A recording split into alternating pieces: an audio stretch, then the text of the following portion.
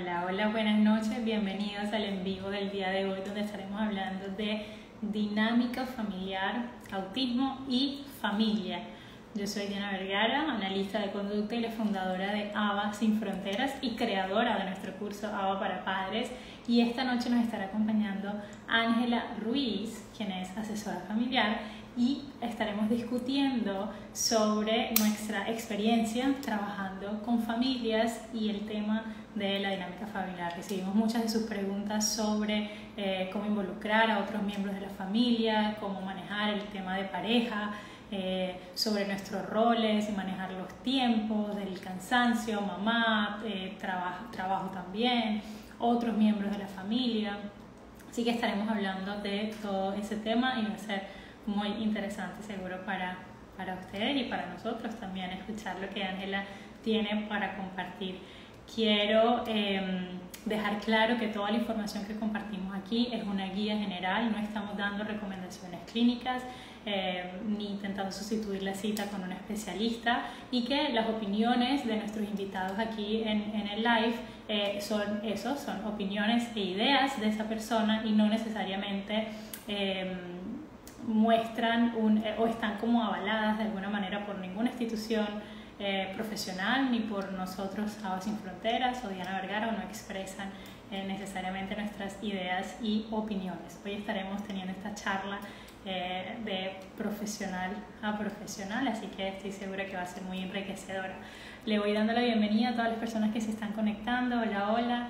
Buenas tardes, buenas tardes. Veo por aquí Tatiana de Visión Azul, qué bueno verte por aquí. Carleni, las voy saludando, voy poniendo el título mientras espero que se conecte Ángela. Voy a fijarlo por aquí. Dinámicas, cuéntenme de dónde se conectan esta noche. Yo siempre pregunto, ¿son papá, mamá, profesionales, tíos, abuelos? Sé que tenemos muchos abuelos que nos acompañan aquí también en la cuenta, así que vayan contándome desde dónde se conectan. Hola, Laura Mile. Voy a ver si ya está la invitación. Aquí está Ángela. Paola, buenas noches. Dori, buenas noches desde Ecuador. Qué bueno verte. ¿Me escuchan bien? Tal vez estoy aquí la Ángela, hola. Buenas noches, Diana. Qué gusto verte. Qué gusto No, verte. el gusto es mío. Muchísimas gracias por haber aceptado esta invitación a acompañarnos en la noche de hoy. Es un honor tenerte aquí con nosotros, así que bienvenida a este espacio. Para las que Gracias, no te Diana. conocen, Ángela, cuéntales un poquito sobre ti para ya luego empezar a hablar sobre el tema. Brevemente. Bueno, Diana, de verdad que para mí es un honor, para la comunidad que nos acompaña desde Project Happier World también.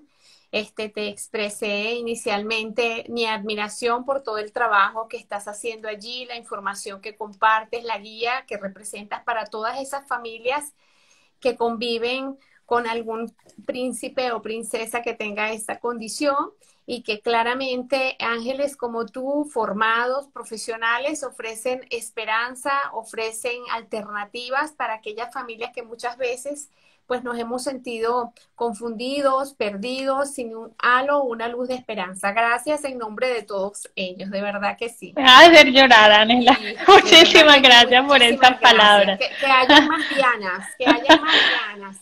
Tan Bueno, bella, gracias, Ángela. brevemente, mi proyecto, Project Happier World, bueno, nace desde la iniciativa de llevar a muchas familias, pues, acompañamiento. Digamos que es como que el resumen de una larga formación que incluso aún mantengo en todo el área educativa, educación especial, posteriormente en psicología, en formación de terapia gestal, conductual, psicología positiva.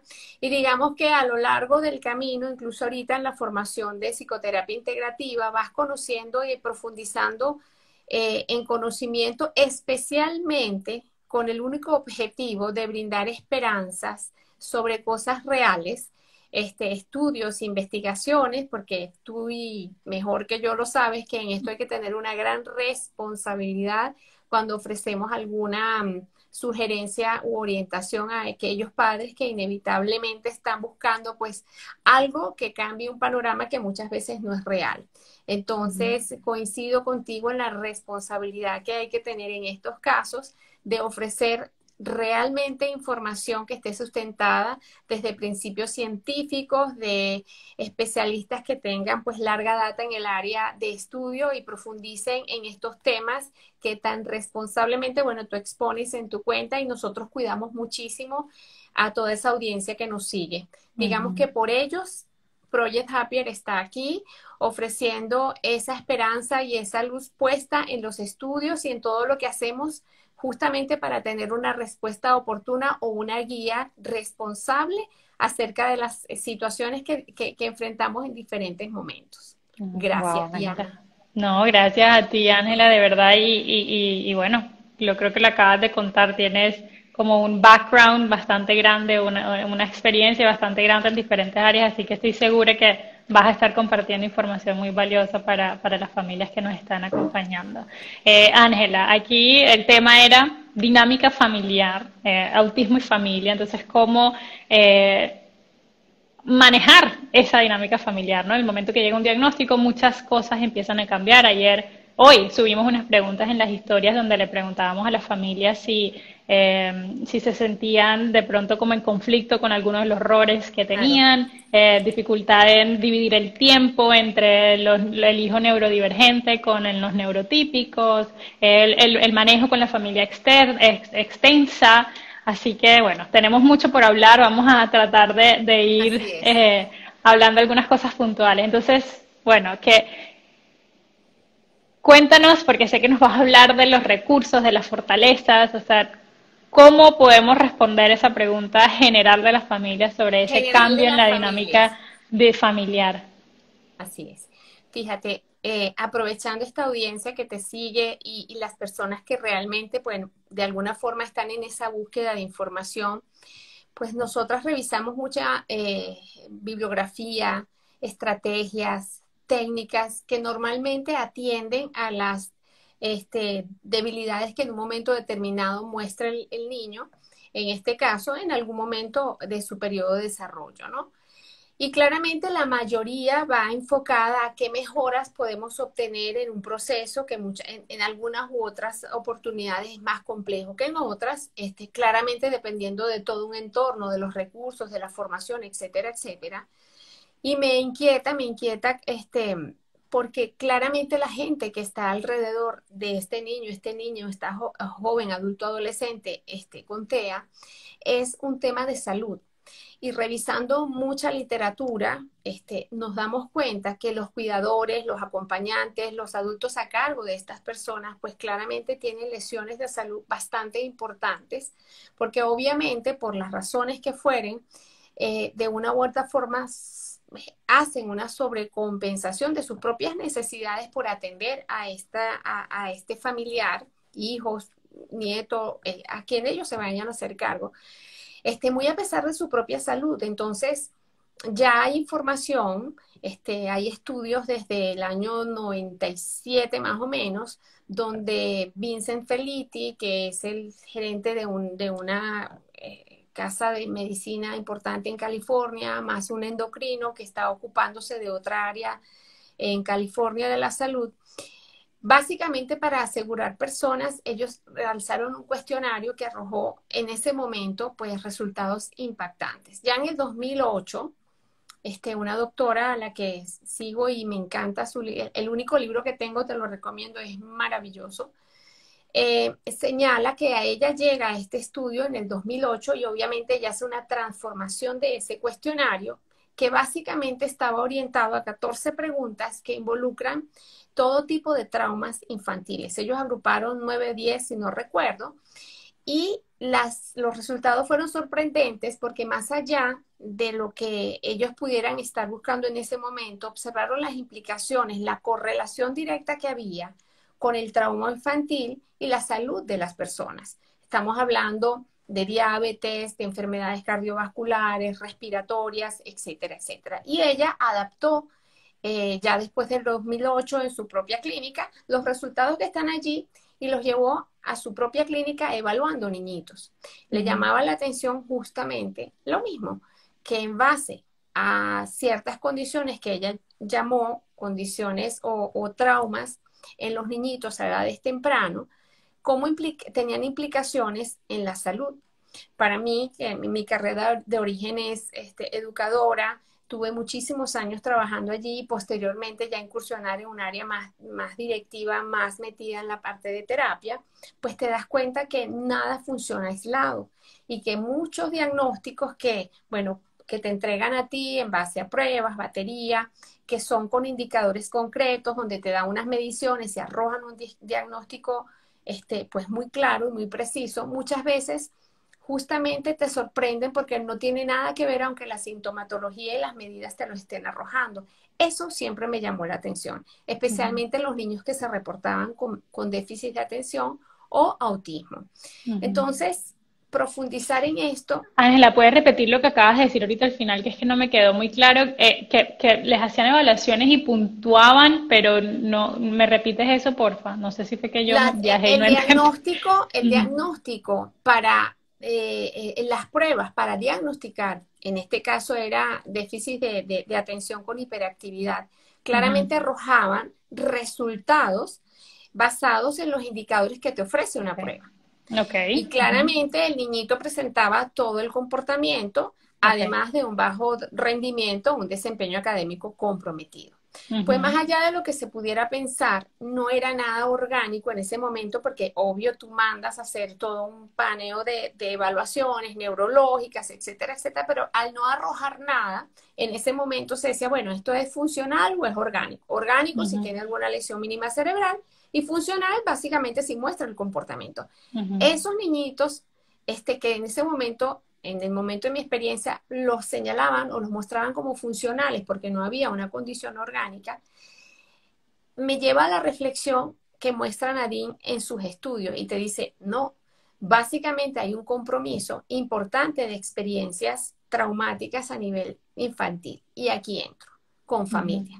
Dentro ujú. de esas experiencias traumáticas, donde ellos mencionan, entre otras, este, convivir, coexistir con algún familiar alcohólico, con adicciones, que haya violencia intrafamiliar, que haya abandono físico, emocional, maltrato físico, maltrato emocional y que además menciona la convivencia con alguna persona bajo una condición de salud o mental particular. Entonces, si esto es así, nos adentramos acá y observamos que claramente hay implicaciones y un impacto en cada uno de los individuos que coexisten en torno a este familiar. Ujú, Cada persona desde su dimensión personal tiene una percepción particular de esa situación. ujú, Además, que tú y yo sabemos, y quienes están en este momento, en esta experiencia, sabemos que el impacto literalmente procede y se desempeña literalmente como un duelo, porque no es algo que tú tenías previsto, no es algo que se anunció, sino que surge, tú lo descubres y en el momento que te entregan un diagnóstico, literalmente empiezas a elaborar como un proceso de duelo, donde claramente el papá, la mamá, las personas más involucradas, en este caso los padres, pues comienzan a hacerse cuestionamientos, preguntas, la aceptación y pasan por todas las etapas del duelo, no en el mismo orden, porque como lo mencioné hace rato, va a depender de lo que cada uno perciba y de lo que cada uno traiga atrás. Y empieza esa dinámica intrafamiliar en relación a los familiares que son satélites en torno a ese foco de familia, donde hay ujú. presión, donde hay enjuiciamiento y donde claramente se someten a grandes dosis de tensión o de presión porque no sabemos cómo explicar, no sabemos qué decirle a la gente acerca de esto. Si Ujú, tú unes un tema de temperamento individual y además consideras que en estas condiciones se ponen a prueba verdaderamente las relaciones psicovinculares de esos familiares, ahí se ponen a prueba y muchas veces algunos resisten, se acoplan y saben mantener la relación y poder trabajar en conjunto para sacar adelante a estos niños o a estos adolescentes. Otras parejas no, hay un quiebre, incluso separaciones, divorcios y normalmente queda una sola o pocas personas a cargo de esto. Entonces, y en el caso de hermanitos, hermanitas, niños que estén en el entorno, sabemos que esa circunstancia genera altas dosis de estrés y que claramente van a tener implicaciones no solamente en un funcionamiento físico frente a la presencia de alergias, etcétera, etcétera, sino que además tienen un impacto en su desarrollo cerebral, están muy chiquitos. Y tener un hermanito en esta condición es, aun cuando seas mayor o menor, claramente la atención siempre va a estar enfocada en gran porcentaje allí, pero hay afectaciones a nivel de desarrollo cerebral porque afectan literalmente el estrés, bueno, todas las áreas de la corteza prefrontal, encargadas de esas funciones ejecutivas, de una memoria de trabajo. Y ya hay evidencias científicas del cambio de estructura del hipocampo a raíz o en consecuencia del estrés, y obviamente son los niñitos que son reportados con alguna dificultad de aprendizaje o un tema de comportamiento que muchas veces, vamos a lo que me preguntaste inicialmente, todos los indicadores me dicen que es un niñito que tiene déficit de atención con hiperactividad, pero que el origen dista, no es orgánico, es funcional y viene a consecuencia de una condición intrafamiliar.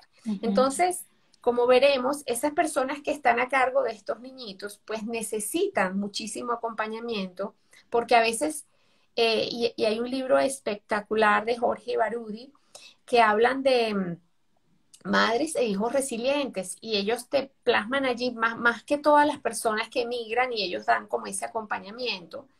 Pero ellos dicen, bueno, normalmente las familias, frente a situaciones como estas que te entregan un diagnóstico, ellos más o menos señalan allí 3 formas de funcionamiento. Me dicen, mira, van a haber familias que están acopladas, alineadas, con unos vínculos bien claros y básicamente se abocan a atender la situación que genera la crisis.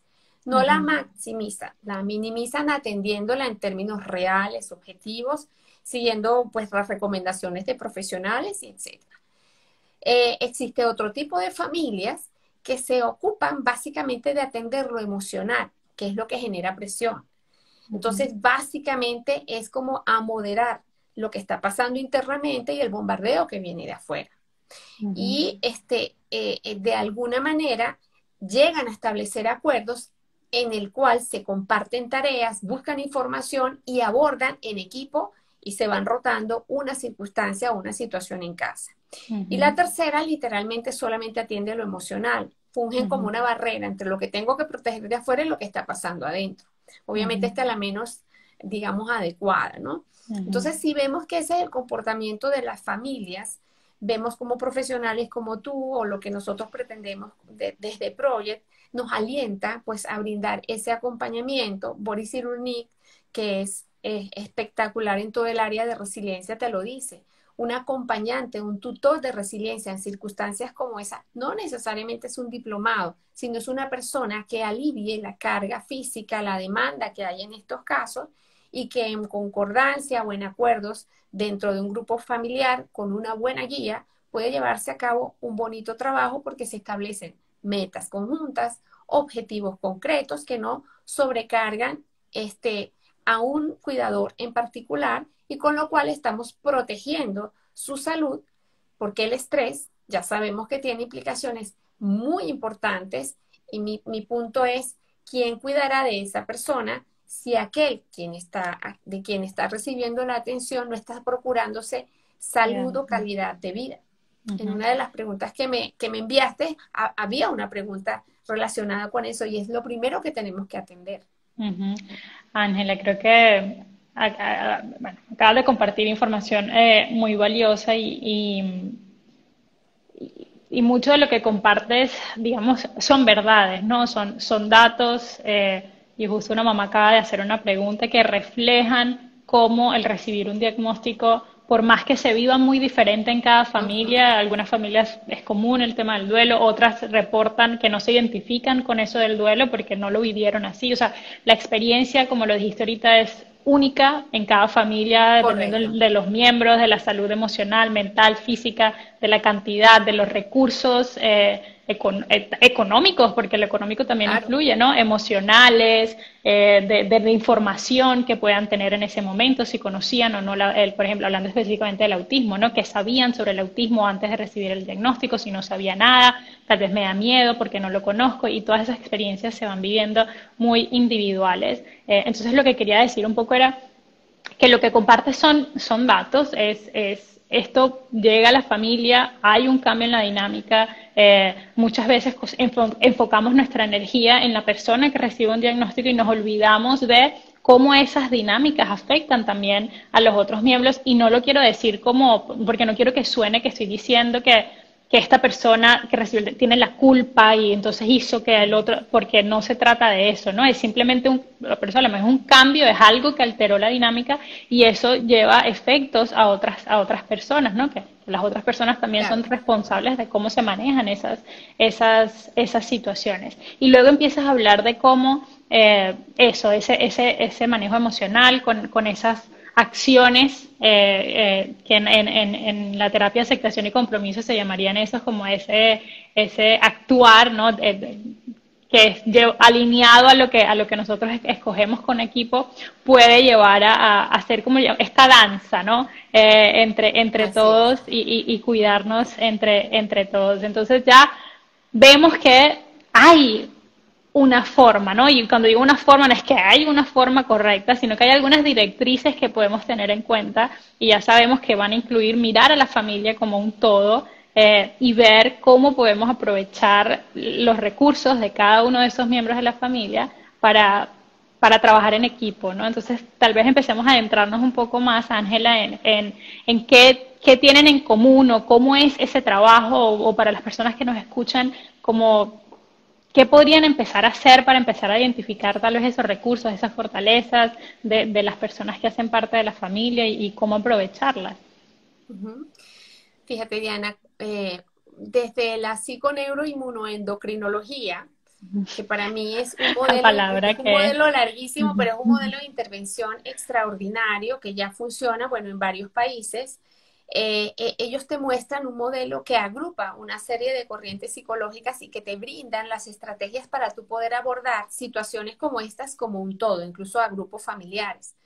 Si lo vemos en un contexto general, que además se individualiza o se personaliza de acuerdo a las necesidades, intereses y condiciones de cada familia, trata entonces de que saquemos de cada situación particular los mejores recursos para poderlos poner en pro de un bienestar general, o sea, en este caso mancomunado por lo menos de las personas más involucradas.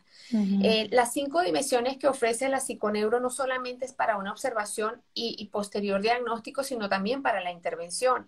Ellos te hablan de una dimensión biológica donde claramente hay un compromiso del TEA y, bueno, hacemos una historia que de alguna forma describe los patrones, etcétera, etcétera, etcétera, y Y que que aquí entraría, claramente, perdón que te interrumpa, Ángela, pero creo que va ligado, por ejemplo, que en el autismo es muy común problemas gastrointestinales, problemas del sueño. Entonces, cómo una dificultad del sueño en un individuo altera la salud también de las otras personas. Si esa persona no duerme, todos nos levantamos, no podemos dormir, amanecemos, y bueno, cómo también eso altera la dinámica. exactamente. Entonces hay como una revisión, Diana, justamente de eso que en la dimensión biológica se llaman comportamientos basales, conductas basales, la alimentación, el sueño, los hábitos, allí se incluye todo. Y lo acabas de decir, porque eso impacta. La falta de sueño genera grandes dosis de cortisol, ya te hace más vulnerable, menos tolerante para el manejo que implica la demanda con un niño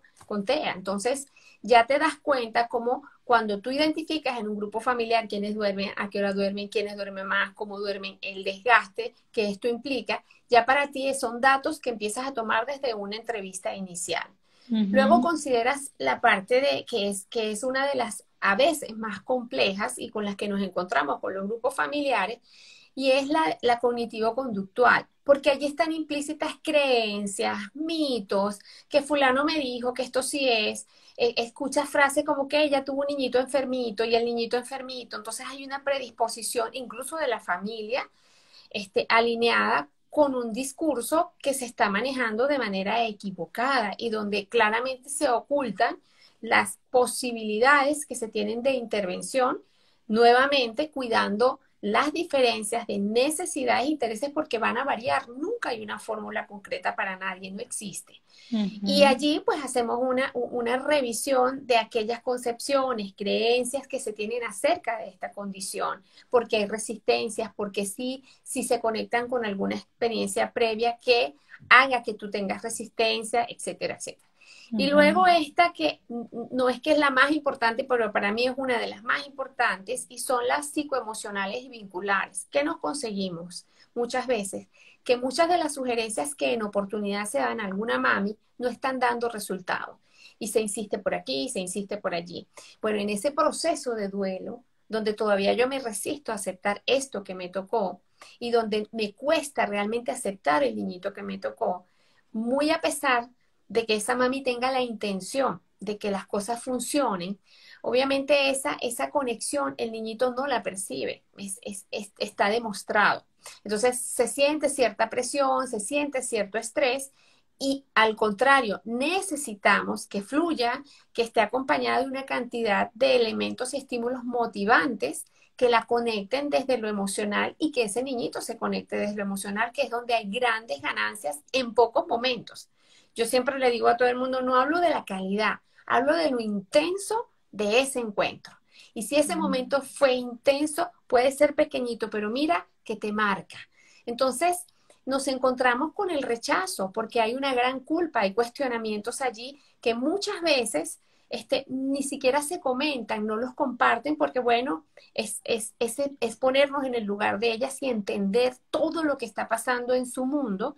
Y bueno, es aquí donde entramos nosotros como promotores de resiliencia, es abrazarlas, es entender. Y es allí cuando hacemos uso de una red de apoyo. Si en este momento no estás para esto, podemos buscar a alguien que cuente con las habilidades y las fortalezas que supla en este momento, esa intervención que es clave en ese proceso para disparar otras habilidades en el niñito.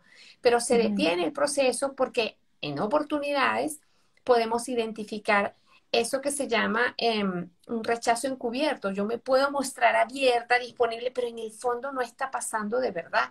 Y ante la Ujú. falta de coherencia y consistencia, hay frustración en el entorno, incluso de los especialistas, porque no ves avance.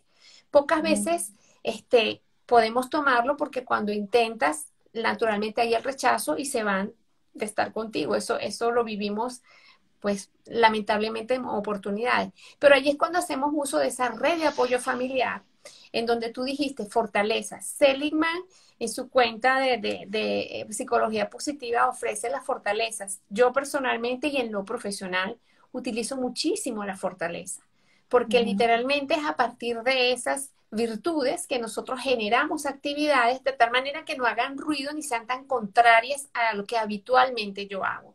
Ujú. Entonces, identificar en el grupo familiar las fortalezas del uno, la del otro, idear estrategias y tareas que vayan acopladas a eso, genera una dinámica relajada, por lo menos que descansen unos y se compartan tareas donde nadie se siente sobrecargado y no está sobreexigido, porque vamos acoplados a esas necesidades personales, a esos intereses personales y además a las fortalezas que te identifican como carácter. Entonces, no es invasivo ni es abrupto el que te pidan una participación porque es parte de lo que hace tu día a día. Ujú. Entonces, luego tenemos en cuenta el ambiente. El ambiente es fundamental. Y siempre digo, no necesitas vivir en un lugar extraordinario ni tener cosas extraordinarias. Lo sencillo, lo más simple y lo menos abrumador a veces es mucho mejor que otras tantas cosas. Y enseñarle a los papás, a las mamás, que crear un ambiente fresco que ofrezca a todo el grupo familiar algo que apacigüe y que de alguna manera contamine el ambiente de armonía, facilita muchísimo el desplazamiento de estas terapias. Por otra parte, tienes esa parte de propósito o trascendencia, y aquí agrupamos al grupo familiar y cuando se asignan las tareas, claramente establecemos metas y objetivos conjuntas. Cuando yo tengo un foco claro, una meta clara, obviamente realistas, ajustadas a unas condiciones literalmente con pronósticos muy claros, esas metas y esos objetivos invitan a que todo esto tenga un objeto y un propósito. Víctor Frank en las circunstancias más duras de la vida decía, bueno, el solo hecho de pensar que voy a llegar al otro lado y voy a tener esto, mantenía una motivación altísima, activa. Bueno, eso es un poco lo que intentamos llevar a través del abordaje de esas 5 dimensiones cuando se hace una intervención, porque allí se agrupa absolutamente todas las condiciones que, digamos, funcionan de manera sistémica y que no colaboran el uno con la otra y va basada en una red de apoyo con un monitoreo constante, pues por lo menos tenemos ambientes menos estresantes, cuidadores menos cansados y con un pronóstico de salud para el grupo en general mucho mejor. Angélica, creo nuevamente, Ángela, acabas de compartir muchísima información valiosa y la importancia nuevamente, a veces creemos como que, bueno, nuestro foco tiene que ser en enseñarle comunicación, autonomía a este niño o a este adolescente que está dentro del espectro autista y hay muchas otras cosas que tenemos que estar considerando como eso, la salud física, la salud emocional, psicológica, el ambiente en el que se desarrolla esa familia. Entonces quiero como sumarle un poquito a algunos de los puntos que has compartido. ¿Cuál era la tercera dimensión que mencionaste? Psicoemocional y vincular. Eso, psicoemocional y vincular, porque mencionabas algo de un rechazo y esto no se ve, esto no es que rechazo a mi hijo, no quiero a mi hijo, no, sabemos que todos los padres y las madres aman a sus hijos y quieren lo mejor para sus hijos y están dispuestos a hacer lo que necesitan hacer por sus hijos. Lo que pasa es, y esto lo hemos hablado a veces en la cuenta, en cuando digamos que yo no estoy bien emocionalmente, yo me estoy haciendo, y justo me estaba leyendo ahorita el libro también de crianza en aceptación y compromiso y había una parte, yo no soy mamá, entonces a veces me toca como leer estos recursos para entender lo que puede estar pasando por la cabeza de las madres y había una parte donde preguntaban como ¿alguna vez te has hecho estas preguntas y te ha dado miedo decirlas abiertamente? Cosas como, quiero mandar mi hijo a alguien y no tener que verlos hoy, me quiero ir sola a unas vacaciones y alejarme de toda mi familia. Y muchas veces son de estos pensamientos que podemos tener que no exteriorizamos porque no son bien vistos socialmente. Pero que no eres la única persona que los estás teniendo. Y que en esos momentos donde quieres estar sola, ¿no? Claramente no estás en la mejor disposición para poder tener ese vínculo emocional con un niño o con otros miembros de la familia, ¿no? No necesariamente el niño o la niña dentro del espectro autista. Y entonces, ese primer paso, y como para hablar para las familias que nos están acompañando hoy, de poder evaluar, no evaluar en el sentido de juzgar, pero escuchar lo que piensan, lo que sienten en ciertos momentos, cuáles son esos gatillos, esos detonadores, lo que ahorita hablabas un poco de las creencias que podemos tener sobre lo que significa el autismo, sobre las expectativas que tenemos sobre los otros miembros de la familia, sobre la pareja, qué debería estar haciendo el otro que no está haciendo, porque yo creo esto, como empezar a hacer esa exploración nuestra, porque me imagino que los que están aquí hoy son esas personas que están motivadas, interesadas en hacer ese cambio y no están seguros si otras personas a su alrededor tienen ese mismo interés y esa misma motivación, pero podemos comenzar con nosotros mismos, ¿no? Sabemos que en terapia sistémica, ¿no? Un cambio en un individuo puede generar cambios claro. exactamente, en las otras personas. Entonces, y luego hablabas de tener estas conversaciones abiertas y poder designar roles considerando las capacidades, ¿no? Si yo sé que mi esposo tal vez no va a ser el que va a atender la crisis porque pierde las casillas muy rápido y levanta la voz porque o hace amenazas en un momento de crisis, pero tal vez mi esposo o mi pareja tiene la fortaleza de las actividades al aire libre, tiene mucha energía, entonces él se va a encargar de 1 hora al día o 2 horas al día o 3 horas al día salir a hacer el ejercicio físico con los niños y buscar cuál puede ser la fortaleza y hablarlo tal vez. No sé cómo es ese proceso o cómo lo manejas, Ángela, de cómo se establecen esas fortalezas y esas responsabilidades o roles de los miembros de la familia en el hogar. Interesante tu pregunta. Fíjate, cuando haces una revisión de las fortalezas de carácter, pues se distribuyen a lo largo de 6 virtudes que son extraordinarias. entre ellas, por ejemplo, la creatividad, el liderazgo, la esperanza, el optimismo. O sea, son identidades que caracterizan ciertas personalidades. Entonces tú dices, ok, en un grupo familiar, ¿quién es el más creativo? Ah, bueno, este. Ok, este le toca hacer este tipo de juego cuando ya yo esté, mira, saturado. Bien, Ujú. en este grupo, ¿quién pudiera ser la persona que tiene como fortaleza trabajo en equipo, que te llama, bueno, sí, se compromete y participa activamente cuando hay una actividad grupal? Esta persona. Bueno, vamos a tomarla y vas distribuyendo actividades y estructurando rutinas basadas en horarios, basadas en actividades y estableciendo como línea transversal esas fortalezas de carácter. Más allá de eso, también tomamos en cuenta, consideramos esos rasgos de temperamento que muchas veces también van alineados con ellos, ¿no? O sea, hay personas que son extremadamente vulnerables al llanto, por ejemplo, y te dice, bueno, te conmueve fácilmente, sí, bueno, entonces la empatía la tienes arriba, sí, bueno, esta persona es la que se va a acercar de esta manera, que va a leer un cuento, que lo va a transmitir porque realmente se involucra y lo transmite de esa manera. Entonces, en ese feedback, en ese intercambio de grupo familiar, se les solicita que hagan todo el mundo su cuestionario, luego ellos lo entregan y aplicamos otras técnicas que posteriormente tomé del coaching como puntuales, entendiendo que la psicoterapia integrativa involucra muchas áreas de psicología. Tú tomas como estrategia un modelo muy holístico. Me encanta muchísimo el estructurado, que es una terapia breve. Tú tienes que aprovechar lo que puedas con esa familia porque sabemos que no todas permanecen en el tiempo. Entonces, ellos, desde el modelo de neuro, te dicen, aprovecha la primera fase que es psicoeducativa, dale todo lo que puedas, porque si se van, algo se tienen que llevar. O sea, chévere.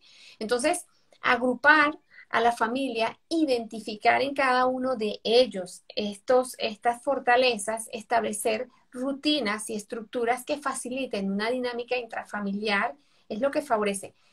Y no se obvia el trabajo individual para esa mamá que tiene mucho ruido interno. Y siempre digo a todas las mamás, quiero que sepan que indistintamente de las características de nuestros niñitos, con espectro o no, no existe mamá perfecta, no existe familia perfecta, no hay mamás perfectas.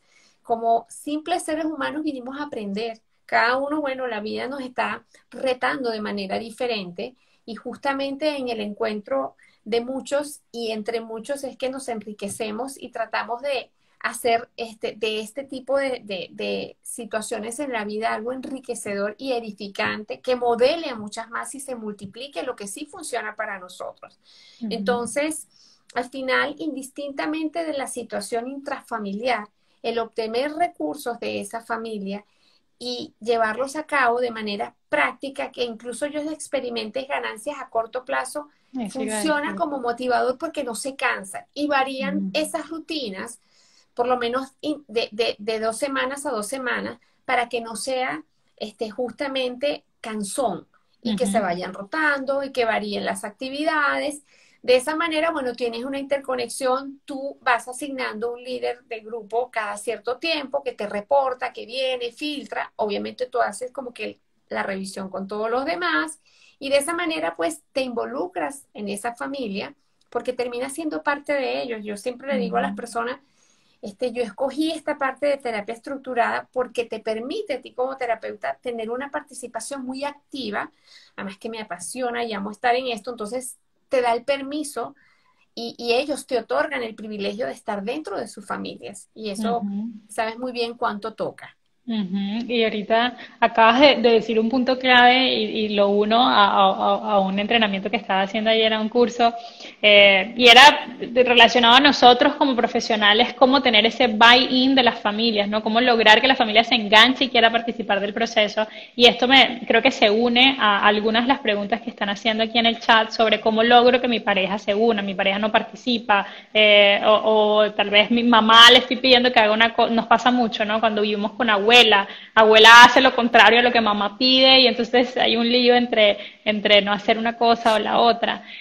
Y lo que acabas de decir de asignar una tarea y que la persona sea exitosa. Y les quiero contar una anécdota muy simple, ¿no? Teníamos a un abuelo en el hogar con una niña pequeña, ¿no? Un abuelo, 80 y pico de años, crianza súper tradicional, yo creo que ni padre se sentó tal vez a jugar en el piso con su hijo, menos de abuelo, bisabuelo, perdón, era de la niña en ese momento.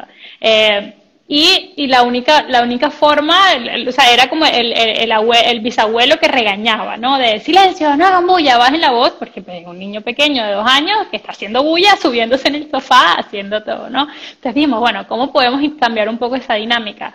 Asignarle una tarea tan pequeña como, por ejemplo, a la niña tenía una merienda, que era su merienda preferida, que eran unas galletitas de avena con no sé qué, y a ella le gustaban mucho esas comidas. El bisabuelo era el encargado de dar, era una tarea muy simple, era tomar la galleta y decirle, mira, Sofi, es la hora de la merienda, y entregar la merienda. Y la niña se acercaba, tomaba la galleta, sonreía, y a este bisabuelo le brillaban los ojos porque, wow, o sea, hice algo y aporté. Y empezó a tener este contacto positivo con la niña en estos mínimos segundos de conexión por haber entregado una galleta preferida. Y luego podemos empezar bueno, ahora ayúdale a montar esta torrecita aquí, o sóplale las burbujas y ella te va a pedir más burbujas. Y empezar, pero necesita tener con una acción muy simple, entregar algo, por ejemplo, Una participación activa. una gran satisfacción, o sea, lo que nosotros llamamos ese reforzador, ¿no? El papá, el abuelo o el bisabuelo sentir, wow, o sea, mira lo que logré con esto tan pequeño, y eso lo motiva bueno, ¿y qué más puedo hacer? ¿Qué más le gusta? ¿Cómo más participo? Porque si asignamos tareas difíciles, los estamos poniendo, setting to fail, ¿no? Los estamos poniendo a que fracasen y se pierda esa motivación, y me alejo y me cierro y no quiero volver a participar porque me dijiste que lo llevara al pediatra y me hizo una crisis en el pediatra, y entonces, ¿sabes qué? Prefiero no llevarlo más y llévalo tú, Exactamente, ¿no? exactamente. Eso que estás diciendo es una gran verdad, una gran verdad.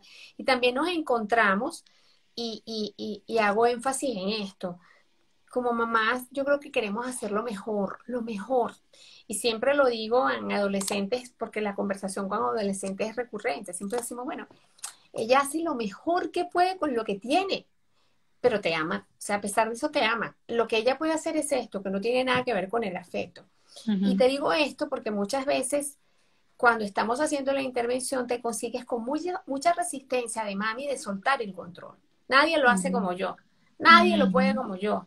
Entonces, Uh-huh. claro, el entorno literalmente va poniendo distancia porque ella sin querer la está poniendo, porque siente una responsabilidad y bueno, las que somos mamás lo entendemos. Y tú dices, bueno, esto tiene que ser de esta manera.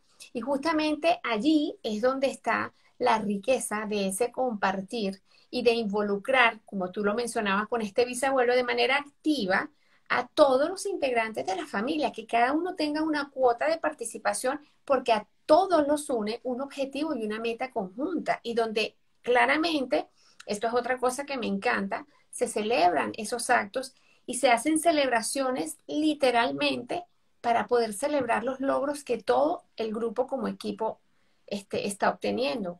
Uh-huh. Ojo, ojalá todo fuera así. Sabemos que esa no es la realidad para todos, que hay gente muy sola en esto, mamás que tienen que trabajar y cuyos niñitos tienen que estar a cargo de los abuelos carecen de los recursos, por la edad claramente no tienen las mismas destrezas o habilidades, y aún así existen aquellos paliativos que pueden perfectamente contrarrestar ese cansancio y ese estrés que justamente activan todos los centros que no deberían y que lesionan la salud. Uh-huh. El que nosotras a veces le decimos a una mamá por algunos casos que se han tenido, me dicen, yo no tengo carro, no tengo dinero, trabajo de lunes a viernes, el único rato que tengo que lavar, hacer estas cosas porque mi mamá eso no me lo hace.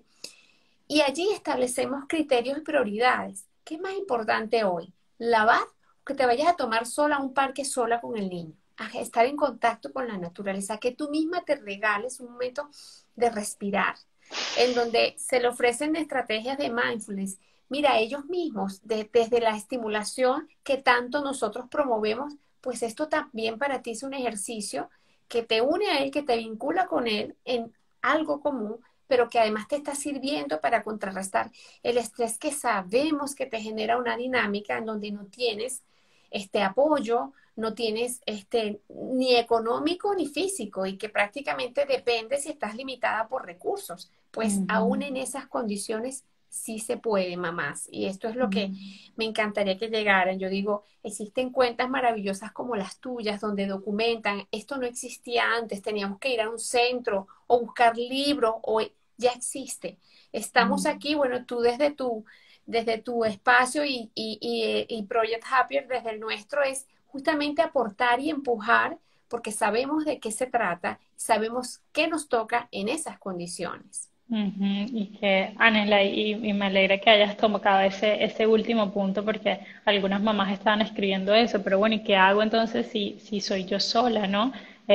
Y eso es otra dinámica totalmente diferente, pero Total. aún así hay acciones que podemos tomar que nos ayuden a esta salud emocional, física y mental también de ese cuidador que siempre lo decimos aquí, no necesita cuidarse para poder cuidar. Si no nos cuidamos, no tenemos que ofrecer, no necesitamos llenar la Así cajita es. para tener algo que ofrecer. Y que hayas tocado el tema del mindfulness también me parece muy clave, porque a veces creemos que el mindfulness es como sentarme a meditar bajo la luz de la vela. Y claro, existe, ¿no? Existen, si puedo sacar 10 15 minutos, maravilloso.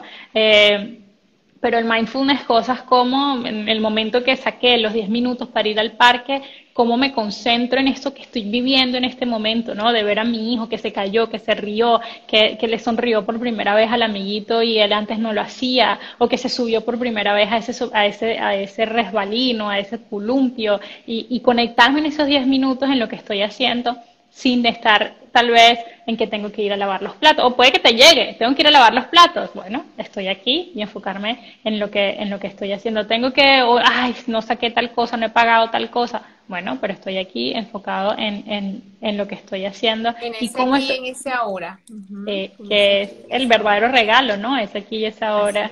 es. El poder Y tú ves que es un beneficio mutuo porque contrarrestas estrés allá y contrarrestas estrés aquí.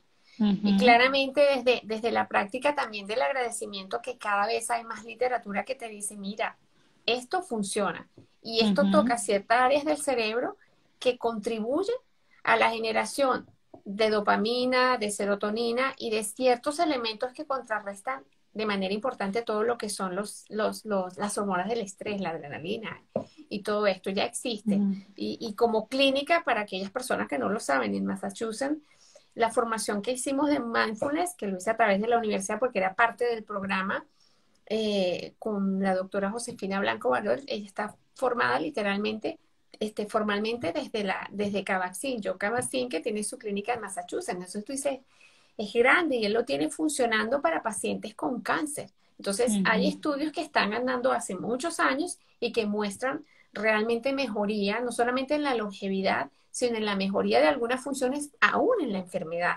Entonces tú Ujú. dices, bueno, si en condiciones más o menos críticas funciona, en otras condiciones también. Y bueno, cada vez se abren más ventanas, más investigaciones que así lo demuestran, que Claro. son cosas ancestrales que están funcionando ahorita y que están allí. Ujú. Sí, ahí Carleni está mencionando que desde Project Happier World hablan mucho de regalarse 30 minutos al día mamá e hijo, y creo que como para ir cerrando la idea y esta charla de hoy, que podría quedarme 2 horas más hablando contigo, Ángela, muy valiosa toda la información que compartes. Volvemos a esa pregunta que decías ahorita de identificar las prioridades, ¿no? Y en otros enfoques eso se conoce como identificar lo que valoro, ¿no? ¿A qué le doy valor? ¿Qué es lo verdaderamente importante? Porque a veces empezamos a tomar decisiones o a emplear nuestro tiempo como en piloto automático, en no sabemos qué, porque era lo que tocó, llegó una tarea y la vamos cumpliendo y vamos dejando de lado eso que realmente valoramos, eso que realmente es importante para mí. Y es en ese momento que empecemos a tomar acciones hacia eso que valoro, que empezamos a sentir como esta congruencia, ¿no? A que van a haber momentos difíciles, van a haber momentos duros, pero sé que estoy viviendo congruente con eso que valoro, con eso que deseo. Y si hay otros miembros de la familia, pues esto es una pregunta, tal vez hasta un ejercicio que pudiéramos hacer con todos los miembros de la familia. ¿qué es lo que qué es lo que ustedes creen que es más importante como todos, como individuos, y cuáles son algunas de esas acciones o cómo se vería, ¿no? Una persona que está haciendo eso? Y supongo que para muchas familias y también no solamente familias de madres neurodivergentes, sino de familias en general, un gran valor que hay es tener esa conexión positiva con sus hijos, con sus hijas, con su pareja, con las otras Es personas. importantísimo, es importantísimo. Fíjate, perdona que te interrumpa, Diana, es la base. Estas familias son familias resilientes, literalmente afrontando una situación que no era esperada y que hacen ajustes frente a algo que literalmente desestructuró una dinámica que, bueno, era conocida, controlada, generaba cierto confort, etcétera, etcétera. Frente a un Ujú. diagnóstico como esto, te mueven todos tus esquemas y te conviertes en esa persona afrontativa, y allí están implícitos la parte de resiliencia, no solamente para los cuidadores o el entorno, sino también para el niñito en este caso, con espectro Ujú. autista. Hay un Ujú. libro hermosísimo que se llama Cómo triunfan los niños. Y lo digo acompañado con lo que tú dices. Vale tanto para los niñitos con estas condiciones como para aquellos que no. Porque indistintamente de que tengamos uno con la condición del espectro autista y otros no, viene bien para todos. Y es decir, es realmente educar en virtudes para que esas fortalezas de carácter realmente, que es lo que le expone en ese libro, son los verdaderos bastiones del éxito en aquello que nos propongamos. Y él lo demuestra en todo un estudio que involucra incluso notas de Nadine desde el punto de vista neurológico, de comportamiento, y cómo, por ejemplo, mamás, a través de los juegos, se comienzan a identificar ciertos talentos que si fusionamos esos talentos con fortalezas y tareas en conjunto, se terminan convirtiendo en una tarea que va a generar ingresos a largo plazo, porque todas las mamás, indistintamente de en qué posición estemos o con los niñitos que nos tocó, queremos que ellos sean autónomos, productivos. Y justamente no es basado en un rendimiento académico, que él lo rebate y a mí me encanta, porque una nota no determina a un ser humano, sino Ujú. justamente las fortalezas de carácter. Yo esto lo he repetido muchas veces, pero no me quiero ir sin contártelo. Ujú. Yo sigo muchísimo a Alex Rovira, y en una de sus charlas o de sus libros, él hace una referencia que para mí es maravillosa y justo va de la mano con lo que promueve este periodista canadiense de Cómo triunfan los niños. Y él le hacía una entrevista a Michael López Alegría, que es un astronauta español. Y le decía, cuéntame cómo haces tú o cómo hacen ustedes para elegir un grupo que va a una misión en el espacio. Y él decía, bueno, obviamente está el protocolo físico a nivel de conocimientos, destrezas, cada quien especializado. Pero realmente quienes determinan o al final se decide quiénes van, no es tanto ni las condiciones físicas ni sus conocimientos, para que tú veas. Y le dice, ¿y en qué se basa? En una entrevista final donde varios de nosotros proponemos diferentes situaciones y de acuerdo a la respuesta y a la actitud vamos seleccionando. ¿Y en qué se basa? En fortalezas. Nosotros no queremos a Ujú. nadie que no sea determinado arriba.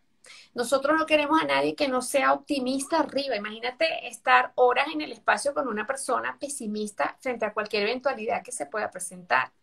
El que Ujú. es determinado, el que es optimista, el que es proactivo, el que es creativo. Y todo eso está en nosotros. Seligman lo demostró. Entonces, esto es una oportunidad de hora para todas las familias, con niñitos con espectro o no. Es Ujú. educarlos en fortalezas, porque él demuestra cómo a lo largo de un estudio casi de 15 años te dice, es verdad, este niñito era pésimo, con comportamiento pésimo, pero conseguimos identificar ciertos talentos, convertirlos en tareas estructuradas hasta llegar, esperar un proceso de madurez, que esto es importantísimo, esperar que el cerebro alcance su óptima madurez a los 30 años, pero se vino haciendo una estructura y una rutina que ya una vez que tiene una madurez a nivel de corteza prefrontal, comienza a funcionar porque ya se hizo el hábito previamente. Es un Ujú. mundo interesantísimo, maravilloso, Maravilloso. y vive con nosotros, Dianita. Sí, Ángela, no, maravilloso y qué bonita forma de cerrar esta noche de hoy y volver a esa grande palabra, yo creo que repetimos tanto, y esas fortalezas, y no solo las fortalezas del individuo que pueda tener el diagnóstico dentro del hogar, sino las fortalezas de cada miembro de la familia y explorar esas fortalezas y trabajar en conjunto por eso que es realmente importante y que valoremos. No es si sacó 5 o 10 o F o A en matemáticas. Exacto. Estoy segura que una mamá le preguntan qué importa más, que tu hijo sea feliz o que saque buenas notas en matemáticas. Con seguridad no van a ser las matemáticas lo más importante. Entonces, Claro que identificar no. las fortalezas de los miembros, identificar qué es lo que valoramos como familia y empezar a tomar acciones que nos lleven a eso, ¿no? Y cuidar cada uno también de nuestra salud física, porque también tenemos que cuidar de nuestra salud física, emocional, psicosocial y bueno, podríamos hablar 2 horas más también para luego hablar de estos cambios en el ambiente, pero llegamos ya al final de la noche de hoy. Ángela, Gracias, Diana. muchísimas gracias por habernos acompañado esta noche de hoy, por toda esa información valiosa que compartiste. Con seguridad tendremos una parte 2 para seguir hablando Gracias, sobre Diana. esto. Honrada de poder acompañarte y bueno, feliz de que haya Dianas, que se multipliquen las Dianas para todas estas familias. Un También, abrazo Ángela, grande y igualmente. muchísimas gracias por la invitación. Que estés muy bien y muchas Gracias. gracias a todas las familias que se conectaron también y compartieron sus experiencias y se abrieron aquí con nosotros.